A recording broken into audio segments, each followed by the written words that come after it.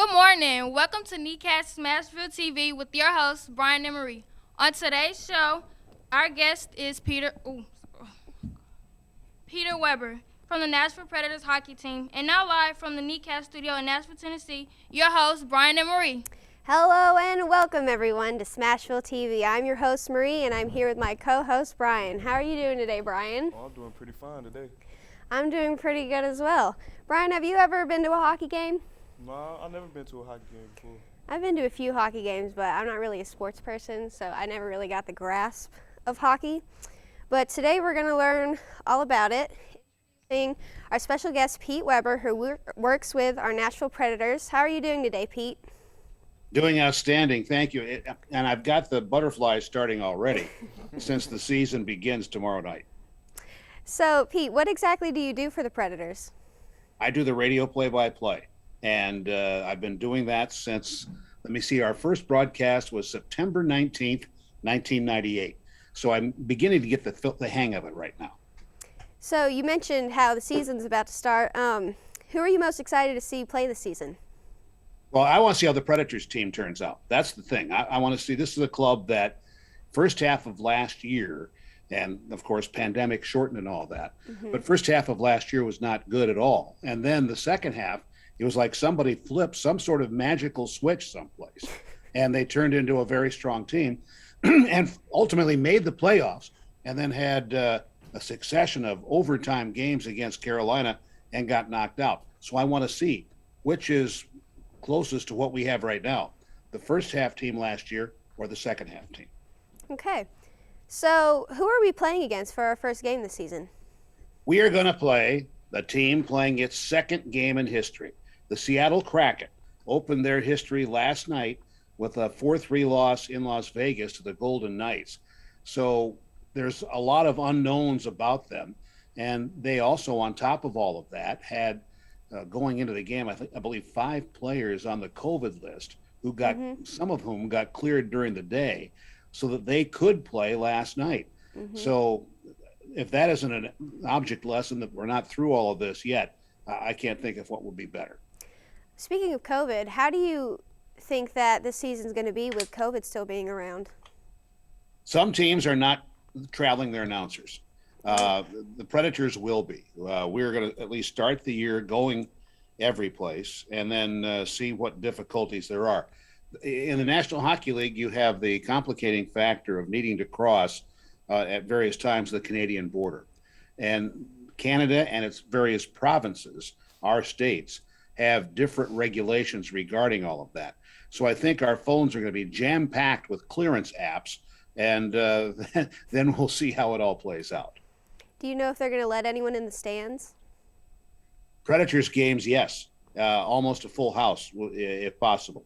Some places, in Canada in particular, are going to be maybe third capacity, half capacity, until and if we're able to get through all of this. Okay. I'm going to pass it over to Brian. He has some questions for you. How you doing this morning, Pete? Good, Brian. Yourself? You look good this morning. Thank you. How you feel about this interview? I'm most relaxed. Nothing like sitting back in your office and just answering questions. I don't feel like I'm on 60 Minutes and getting grilled. We're just discussing things and having fun with you guys. Yeah, yes, sir. So, Pete, what is your favorite city besides Nashville to play in?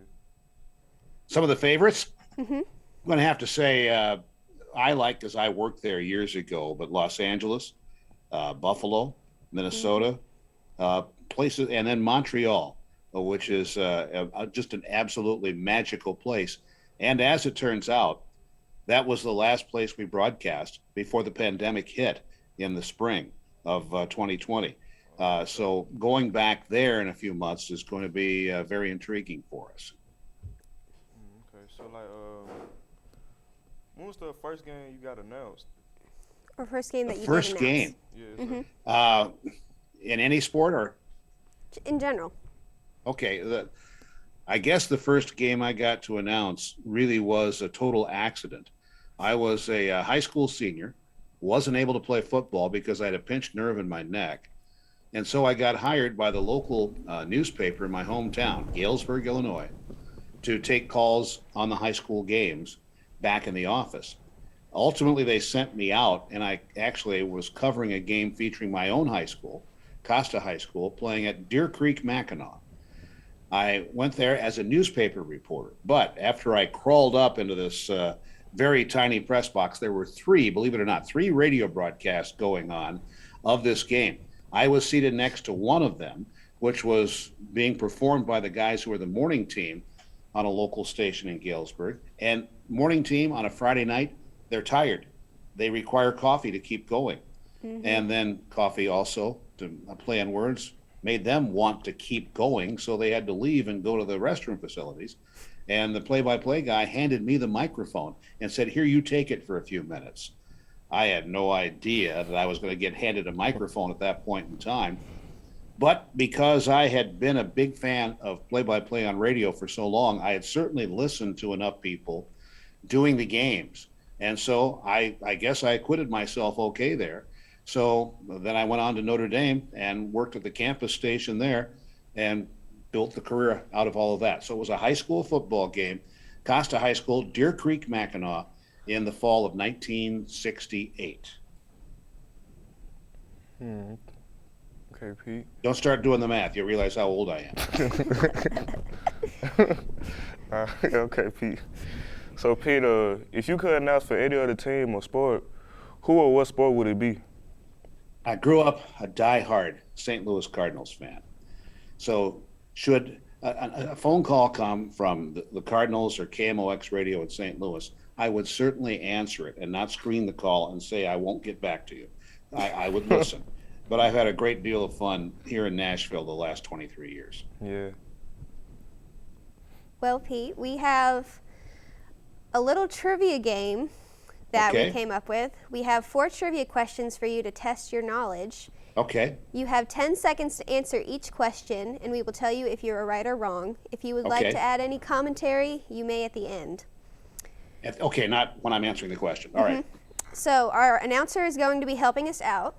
So question 1. What year did teams start playing for the Stanley Cup? I didn't hear the question. I'm sorry. What year did teams start playing for the Stanley Cup? 1893. Okay. Correct. Question number 2. How many teams are in the NHL this year? As of last night, 32. Correct. Okay, Pete. Question number 3. Who was the first pick of the Predators during the inaugural season? The first regular draft pick was David Legwand, who was second overall out of the Plymouth Whalers. You on a roll, Pete. Okay, last question. Question number 4. What team has won the most Stanley Cups? The Montreal Canadiens, and they lord it over you all when you go into the building. Correct. Okay, Pete. So would you like to add any commentary to any of those questions? Well, here's the thing. Yes, Montreal has the most Stanley Cups, but they haven't won one, and a Canadian team has not won one since 1993. So they've got a little bit of a slow streak to try to catch up with. That allowed the Detroit Red Wings to add to their Stanley Cup totals. But and really most recently, now the Tampa Bay Lightning have won 2 in a row and 3 in all. Okay. Well, who would have thought that? A team in Florida winning 2 in a row. Yeah. So, Pete, we read that you have some experience in the NFL working with the Buffalo Bills. How was your experience working with them? Well, when I started with them, they were in horrible straits. Kay Stevenson was the head coach, and I was doing, and very challenged, to do a weekly half-hour highlight show on the Bills on cable TV. Now, you figure out how I do highlights for a team that in one year was 2-14. The next year was 2-14. Then they signed Jim Kelly, who still is their all-time best quarterback, and doubled their victory total to 4. So those were like, as NFL Films put it, some years of pain behind us. But then they got better. Bill Polian came in as general manager and began arranging the talent. Marv Levy became the head coach. And all of a sudden, 5 AFC championship games in 6 seasons, and they went to the 4 consecutive Super Bowls. And no other team has done that since.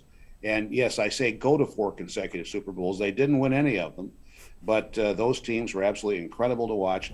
I still have friendships off that team, including coaches, managers, players, and one of the players is the coach of one of the Titans' rivals right now, Frank Reich, who was the quarterback in the big comeback game against the Houston Oilers, where the Bills were down 35-3 in the third quarter and won 41-38 in overtime.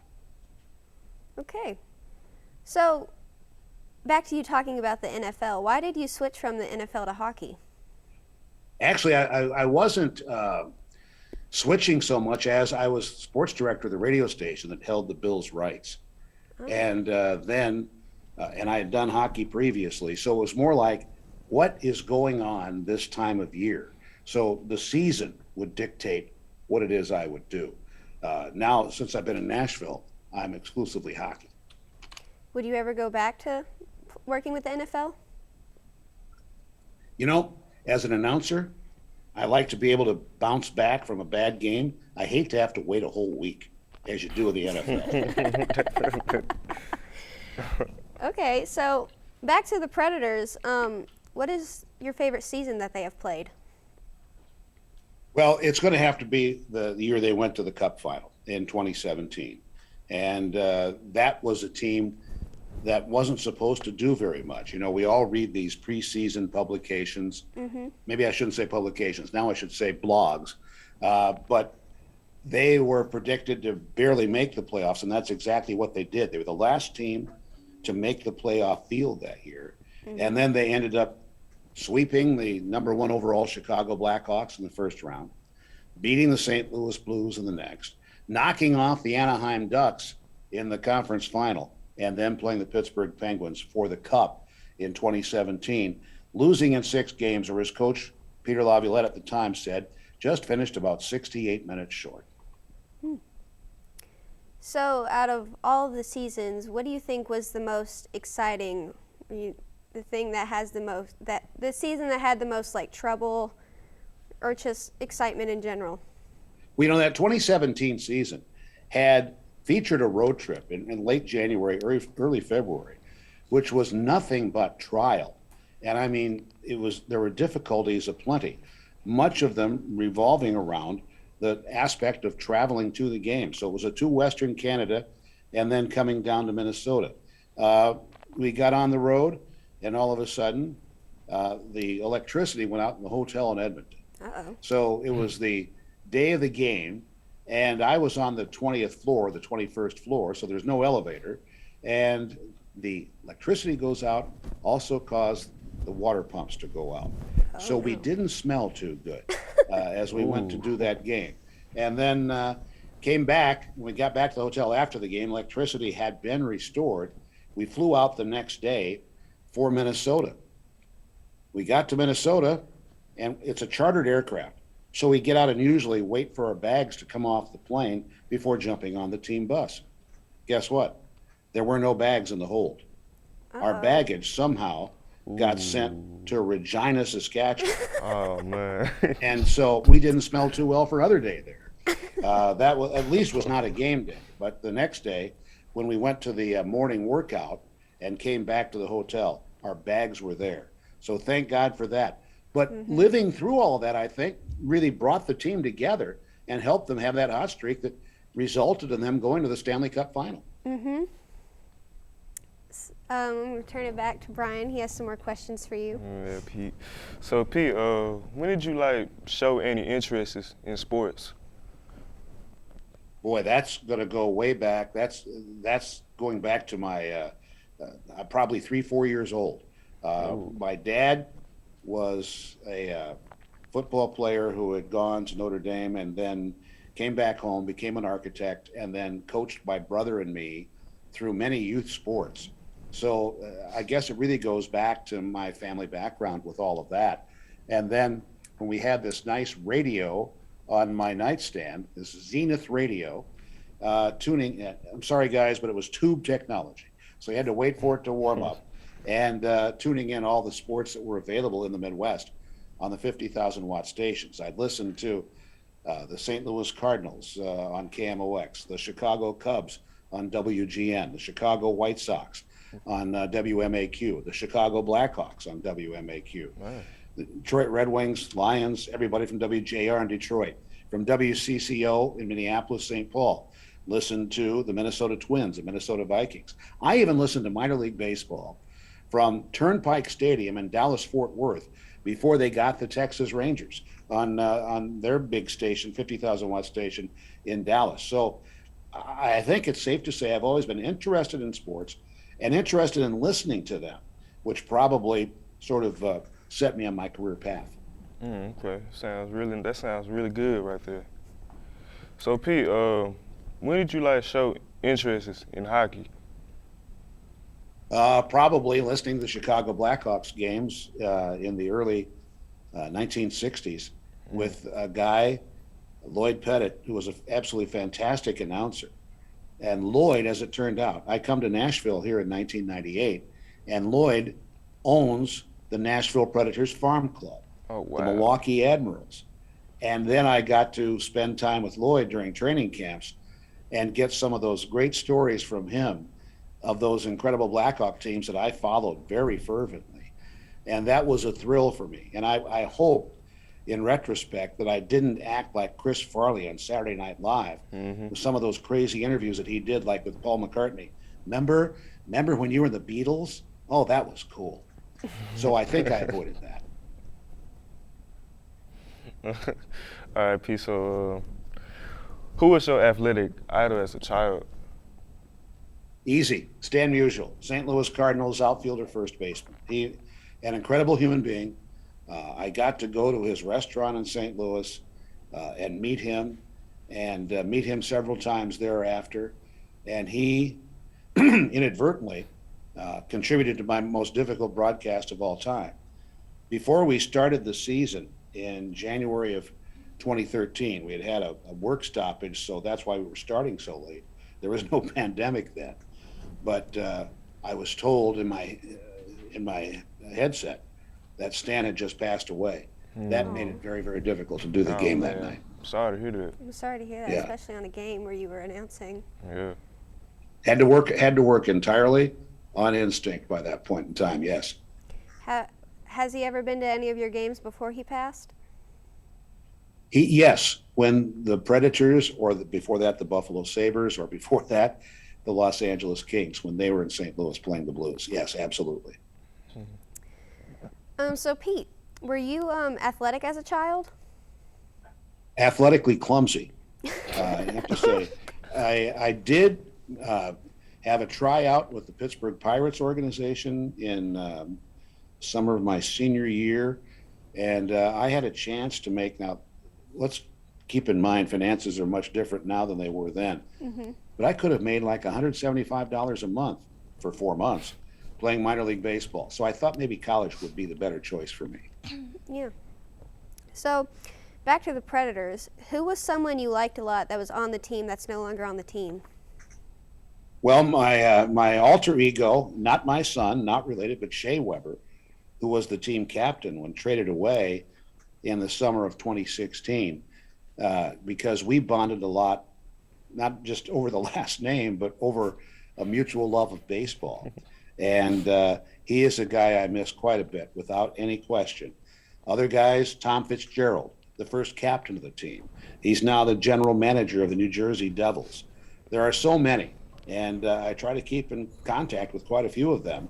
Lucky enough, Marty Erat, who played quite a while for the Predators, still lives here in town most of the time, even though he is from Prague, Czech Republic. So you keep saying that you've played a bunch of baseball. Have you ever announced for any baseball teams? I did 16 years of AAA baseball. Yeah, I did the Albuquerque Dukes in 1981. That totally spoiled me for the sport because the team finished 94-38 and swept through the playoffs to win the Pacific Coast League Championship.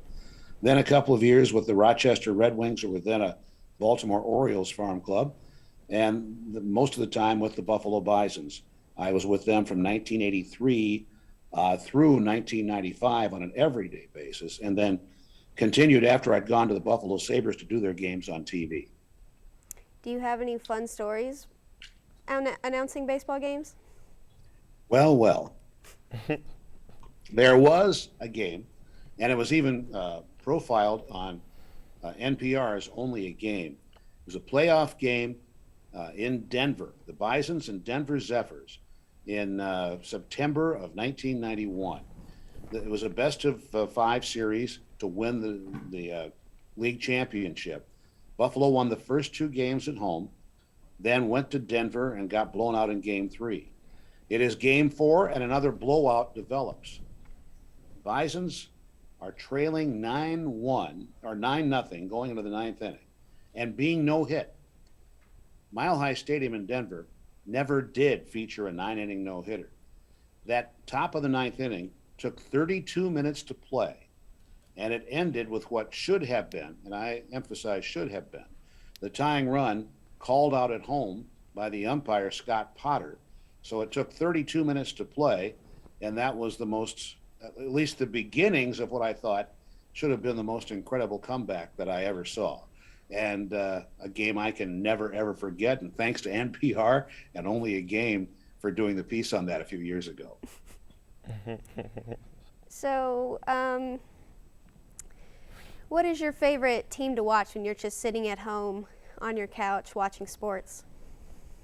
In many ways, it's the Buffalo Bills. In other ways, it's the St. Louis Cardinals. My cat couldn't even give me enough solace to feel better about the Cardinals losing that one-game playoff last week. That was tough, but those are the ones I tend toward. And I also have an affiliation from my time in Los Angeles with the Dodgers and the Kings. Mm-hmm. And I keep in mind that the Los Angeles Rams are a team that was there when I was there. They moved away to St. Louis, then moved back. So the Rams are fun for me too. Okay. So football season started not that long ago. How are you feeling about how the Titans are doing right now? Well, that's the big question. Monday night, guess who they host? The Buffalo Bills. Oh. That's going to be the interior conflict in my heart. Yep, that's going to be a big game for you. Ooh. Yeah, as we go into that one. So, but the Titans, I think, they've had to really reconstruct the offensive line. They've had some injuries there that have hurt them. But when you have Ryan Tannehill, who I think is extremely resilient as a quarterback, mm-hmm. and the one and the only Derrick Henry, who I think is this generation's power runner. In terms of Titans-Oilers history, he's much like Earl Campbell was. Mm-hmm. And going way back to my youth, a guy named Jim Brown, who was the all-time running back. So those are great weapons to have at their disposal. So let's see what they can do, because now we have a 17-game NFL schedule rather than 16. And I think that's going to be a definite challenge for anybody to keep it going for 17 weeks. Mm-hmm. So, Pete, what do you prefer? Do you prefer listening to a broadcast on the TV, the television, or do you prefer it on the radio? I am definitely a radio aficionado. Sometimes, and with all the apps that we have now, I will have a game on television, but actually be dialing up when it's available to me, the audio call. And I was doing that for example, of the Kraken's initial game last night in Las Vegas. And I do that for baseball games also.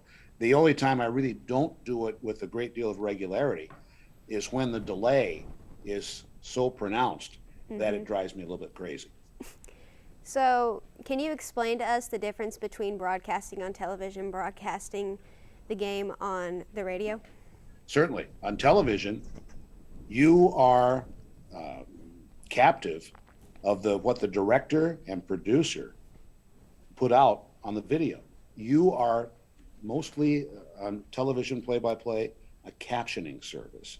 Somebody will flash up an image of somebody. Oh, there's head coach George Allen of the Washington Redskins. He's had a wonderful career. But on radio, you have the entire scene to yourself. You are given a blank canvas.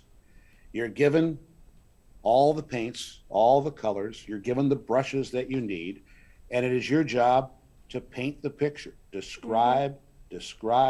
describe. On television, it's much more commentary after the fact. And that's why I enjoy radio more than I do television. Because you get to like picture it in your head. Yes. You use your imagination more. Well, that's, we always refer to sports on radio in particular as theater of the mind. We don't have radio dramas anymore like when my parents were growing up. But yeah, you get to, you're the filter. You're the filter. You are telling that audience, some of whom may be blind, and you have to describe things as fully as you can for them. Pete, do you have any last words or stories before we close the show? Last words, that almost makes it seem like a funeral of some sort, or I'm about to go to the firing squad. The big thing is find something in this business that you love to do. And you might not know what it is until you try it. Right. And then when you try it and realize you love it, it's become a fabric of your being. If you're able to do that, to get a position doing that, I can assure you, you'll never feel like you've worked a day in your life. You're just pursuing a love. Okay. Well, that's all we have for you today. Before we close today's show, we want to say a big thank you to Pete for tuning in and joining us, and a big thanks to the Nashville Predators. This week, both myself and Brian, along with a group of other students working on the crew today, have been attending the NECAT Fall TV Camp, which was made possible by a generous grant from the Nashville Predators Foundation. That grant allows students like us to get first-hand experience making television. We want to say thank you for supporting us, and thank you to NECAT as they continue to educate and empower local voices in our community. They are truly making Smashville a great place to live. We're all excited for this year's hockey season, and we hope to see Nashville raise the Stanley Cup. Thank you again, Pete, for joining us. Thank you, Pete. Go Predators! Thank you for those sentiments. Thank you for that very much. Looking forward to it.